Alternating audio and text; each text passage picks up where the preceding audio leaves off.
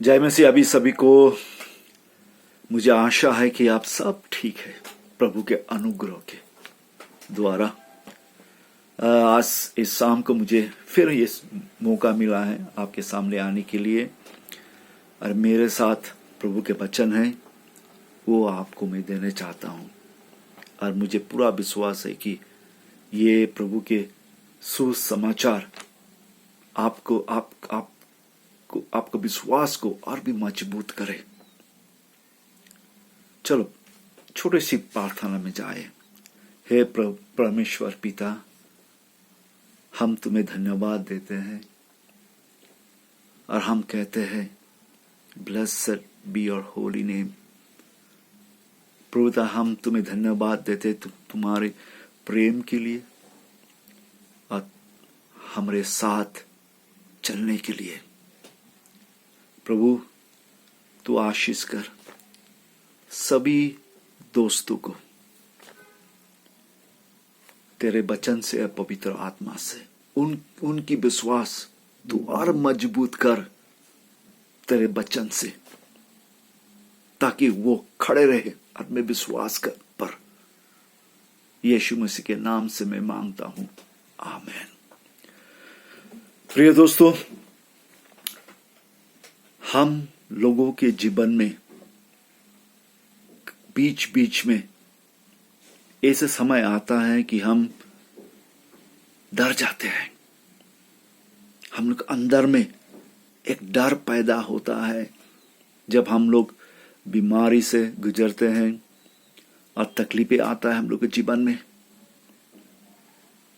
ये जो हमारा दुश्मन है ना, शैतान, वो आके हमें डराता है, वो आके हमें हिम्मत हराता है, कहता है कि तेरा प्रभु तेरे साथ नहीं है, प्रभु तेरे प्रार्थना को नहीं सुन रहा है, नहीं ग्रहण कर रहा है, तेरा भविष्य नहीं है ना। सुनिए प्रभु का वचन क्या कहता है, मैं आपके सामने लेके आता हूं। आप अगर पढ़ेंगे प्रकाशित वाक्य अध्याय 20 में और वचन 10-11 में क्या कहता है, इसमें कहता है कि ये जो हमारा दुश्मन है शैतान, इनका काम क्या है जानते हैं? ये प्रभु परमेश्वर के सामने जाकर रात और दिन हमारे ऊपर वो दोष लगाता है। लेकिन प्रभु का वचन क्या कहता है, सुनिए 11 में, मेमने के लहू से और अपनी गवाही के वचन के कारण उस पर मतलब शैतान पर जय बंद हुए। ये शैतान जो दोष लगाया करता है, प्रभु यीशु उस पर जय बंद हुए। कैसे? उनके लहू से। उसने जो किया 2000 पहले क्रूस के ऊपर, उसने अपना जीवन दे दिया और अपना जो लहू उसने निकाला हम लोगों का पाप को धोने के लिए। उसी लहू से, क्योंकि ये लहू प्रभु का लहू है, पवित्र लहू, और इसी लहू से उसने शैतान पर जय बंद हुए। और दूसरा क्या हुआ? अपनी जो गवाही है, हम जो विश्वासी है ना, हम जब गवाही देते हैं उसमें शक्ति है, और इस गवाही के कारण हम उस पर जय बंद हुए।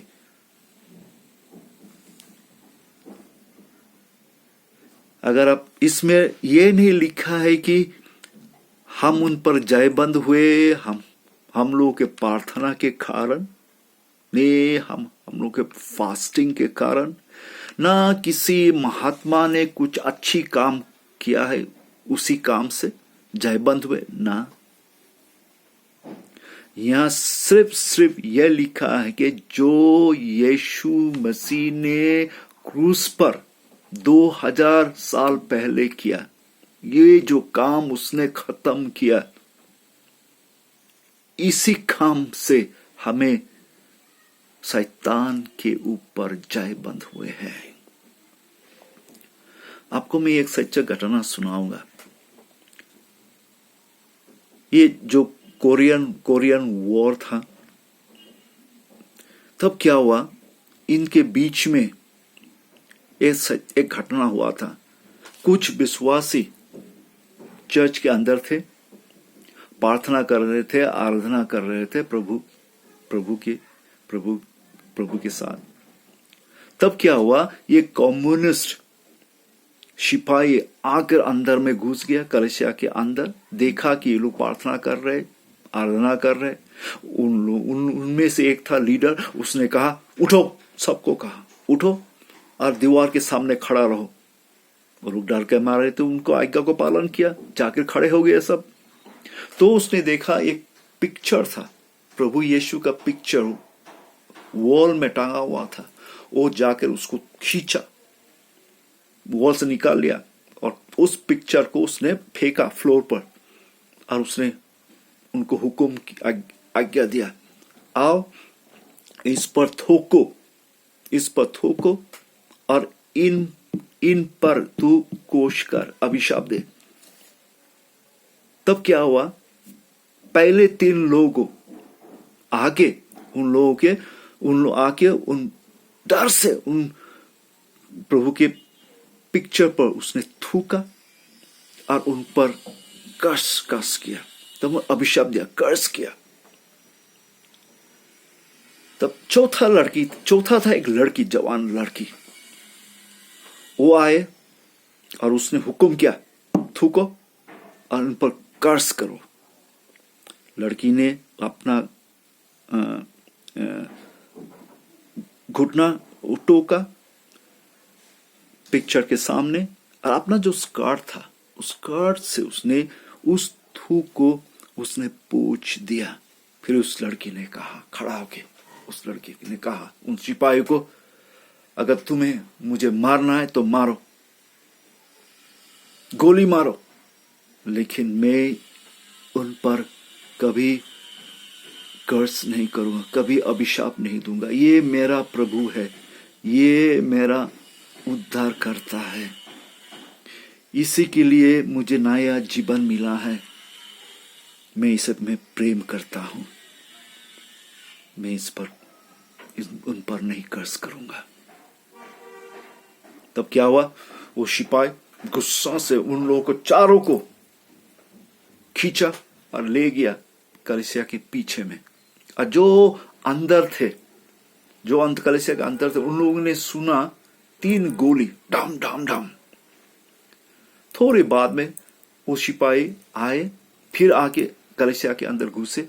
उनके साथ सिर्फ लड़की था, वो 3 लोग नहीं था। उन 3 लोग उन्होंने उसे मार दिया। आके लड़की को वहीं पे छोड़ा और जाने के पहले उसने कहा, वो लीडर जो था उसने कहा, अगर तुम में से भी कोई भी अपने विश्वास को आप खो देते हैं सरल सहज से, इजिली सहज से, आप फिट नहीं है कम्युनिस्ट बनने के लिए। और ऐसा कह के वो वहां से निकल, सब सिपाही सब निकल गया, उसे छोड़ दिया सब लोगों को। तो हम यह क्या देखते हैं, हम देखते हैं कि ये जवान लड़की उस दिन वो बच गई। कैसे बच गई? उनके गवाही पर उसने हिम्मत से कहा कि मैं इन पर कर्ज नहीं करूंगा, ये मेरा प्रभु है। वो लड़की अपनी गवाही के कारण वो बच गई। प्रिय दोस्तों, इसी तरह ये शैतान आकर हमें डराता है। वो हमें आकर हमारे जो हिम्मत है उसको दुर्बल करता है, हमें डिस्करेज करता है। और वो दिखाता है, ऐसा लगता है कि वो हमें प्रेरणा दे रहा है, ये कहकर गिव अप, छोड़ दे, कुछ फायदा नहीं है इससे, तेरा प्रभु तेरा साथ नहीं है, तेरा प्रभु तेरा मदद नहीं करेगा, तेरा प्रभु तुझे प्यार प्रेम नहीं करता है। जबकि हमारा जो आशा है उस बखत आगे बढ़ने के लिए उसे वो आकर रुकवाता है। वो नहीं चाहता है कि आप आगे बढ़े, वो चाहता है कि आप पीछे हटे। उसी बखत प्रिय दोस्तों, ये प्रभु का पवित्र आत्मा आपको आके मोटिवेट करता है, आपको आके प्रेरणा देता है, आपको कहता है तू विश्वास में अटल रहो, तुम मत डरो, मैं तेरे साथ हूं, प्रभु तेरे साथ है, तू सिर्फ विश्वास कर। प्रिय दोस्तों, आप कभी ना भूलना यीशु के लहू को, मेमने के लहू को। ये मेमने के लहू पहले से हमारे जो दोष लगाने वाला है शैतान, उसे हारा दिया है। उसमें लिखा है उसे, वो गिर गया, उसे हरा दिया गया है। सिर्फ हमें गवाही देना है, ये बोलना है कि मुझे प्रभु पर विश्वास है और मैं जयबंद हूं, मैं जयबंद हूं।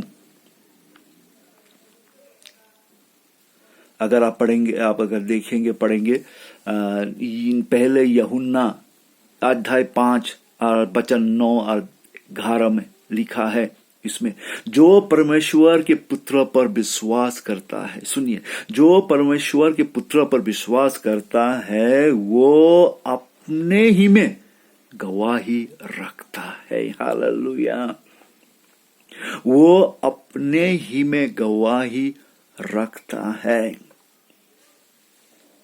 आप गवाही देते हैं, मेरा यीशु मेरा उद्धार करता है, मैं यीशु में नया जीवन मिला है, यीशु में मेरा अनंत जीवन है, मेरा भविष्य उन पर उज्जवल है और मुझे कुछ भी डरना नहीं है। आप अपनी गवाही से उन पर आप जयबंद होंगे। आप अगर पढ़ेंगे याकूब 4 में क्या लिखा है, याकूब 4 में लिखा है कि शैतान के सामना करो। याकूब अध्याय 4 वचन 7-8 में लिखा है, शैतान को सामना करो तो वो तुम्हारे पास से भाग निकलेगा।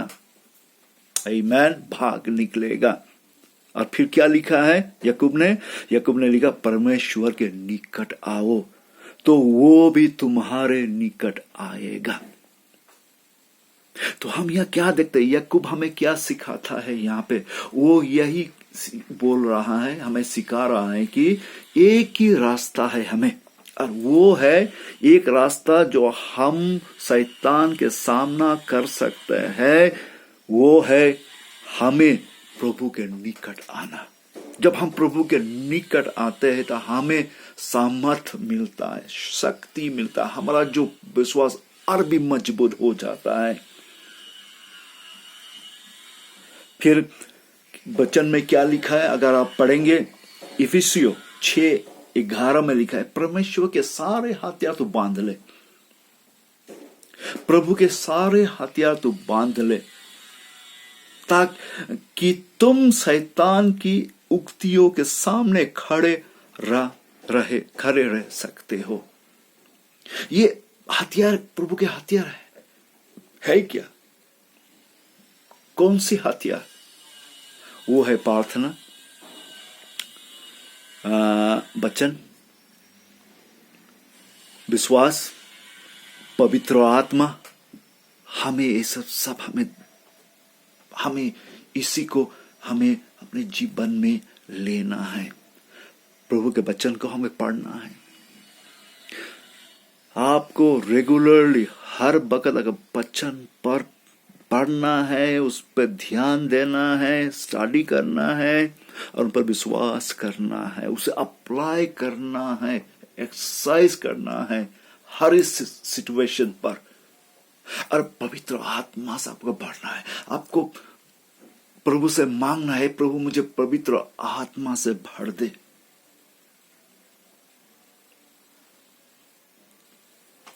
ये प्रभु के हथियार है जो हमें दरकार है। और विश्वास, हमें और भी विश्वास को, अपने विश्वास को और भी मजबूत करना है। जब आप प्रभु के निकट आते हैं और भी हमारा विश्वास मजबूत होता है। जब हम प्रभु के सामने आते हैं ना, हमारा जो डर वो हमसे भाग जाता है। आमीन। तो हम क्या देखते हैं, ये जो शैतान हमें जो दोष लगाता है, हम क्या क्या करेंगे ताकि वो हमें दोष ना ठहराए। हम आपको सिखाएंगे 4 पॉइंट। आप अगर ध्यान देंगे 4 पॉइंट पर और उन पर आप अगर खड़े रहेंगे तो शैतान आपको दोष लगाने का मौका नहीं मिलेगा। और वो 4 पॉइंट क्या है? पहले पॉइंट है, सही पर ध्यान लगाया करो। सही पर ध्यान लगाया करो।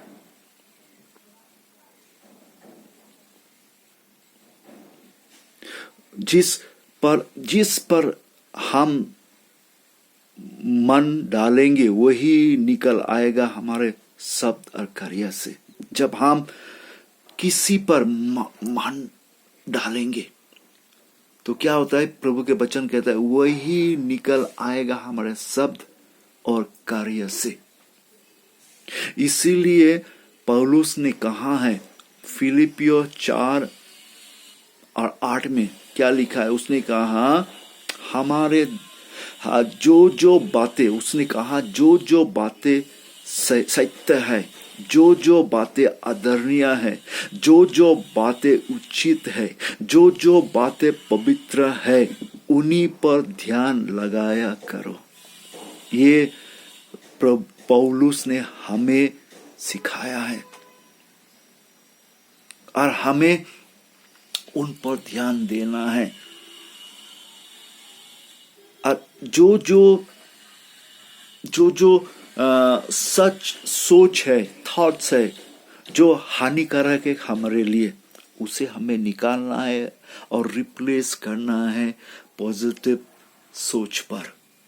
जैसे पौलुस ने कहा जो सही है, जो सत्य है, जो पवित्र है, जो आदरणीय है, उन पर ध्यान लगाया करो। तब क्या होगा? शैतान आपको दोष लगाने को मौका नहीं मिलेगा, क्योंकि आपका जो सोच विचार है वो सही है। ये पहले पॉइंट है, सही पर ध्यान लगाया करो। फिर दूसरा पॉइंट क्या है? वो सही पर देखो। सही पर देखो। आपका ये जो देखना का तरीका है सही होनी चाहिए। और इब्रानियों 12 में लिखा है, 12:2 में लिखा है कि यीशु की ओर ताके रहो। यीशु की ओर ताके रहो। उनका मतलब है कि आपका जो देखना है वो मनुष्य ऊपर नहीं होना है, इस दुनिया के ऊपर नहीं होना है, सिर्फ और सिर्फ यीशु पर होना है। उनके ऊपर आप टाके रहो तो आपका विश्वास कभी नहीं हिलेगा, वो एकदम स्ट्रांग रहेगा, मजबूत रहेगा। आप अगर इधर उधर देखेंगे तो क्या होगा? आपका जो विश्वास वो हिल जाएगा, वो कमजोर हो जाएगा। लेकिन जब तक आपकी आंखें यीशु पर हो तो आप कभी नहीं डरेंगे और शैतान आपको कभी मौका नहीं मिलेगा आपको दोष ठहराने के लिए। फिर तीसरा पॉइंट है कि सही पर सुनो। सही पर सुनो। वचन कहता है विश्वास आता है सुनने में। विश्वास आता है सुनने में। यह लिखा है रोमियो के 10 और 17 में। विश्वास आता है सुनने में।